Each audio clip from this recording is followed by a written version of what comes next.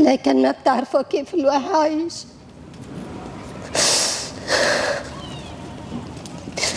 في كتير ناس ما بتعرف.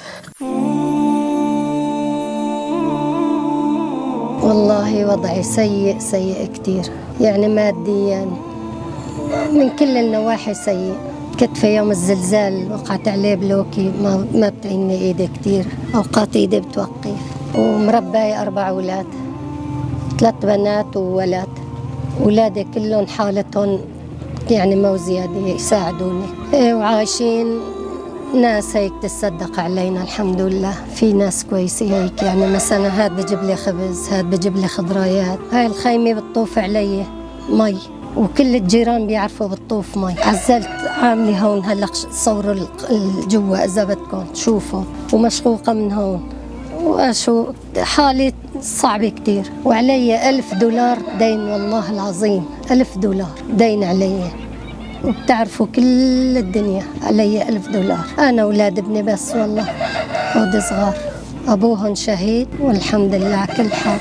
الوقت صعب على الكل، بس في ناس أهون من ناس. والله يا ابني امبارحة بعد ما أكلنا وهيك رحنا سربنا نايلو أنا والأولاد، كوا مبين برا تحت المدي، لقيت حصير عتيقة شقيتها هيك ونحط من شعل الصوبة. هاي بالنسبة يعني للصوبة. والله وضع الخيمة سيء يا ابني، والله يعني سأل كل اللي حوالي بيعرفوها. بتنزل من هون مطر ومن هون مطر ومن الأرض، يوم بصير مطر والله العظيم أنا والأربعة نمنا هون. مثل حالة خالتنا أم محمد في كتير حالات موجودة ضمن المخيمات. اليوم لو نتفقد الحالات هي اللي موجودة ضمن المخيمات ونساعدهم ونمد إيد العون إلهم ونكون عون إلهم، بإذن الله راح يتحقق مشروعنا مساعدة أهلنا ونكون عون إلهم. ساعدوا أهلنا المحتاجين اللي موجودين ضمن هاي المخيمات لحتى رب العالمين من عنده يرضى علينا وعليكم.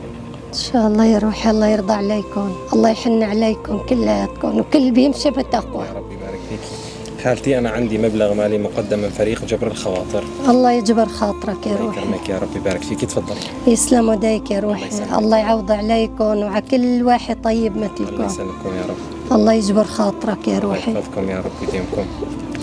لكن ما بتعرفوا كيف الواحد عايش.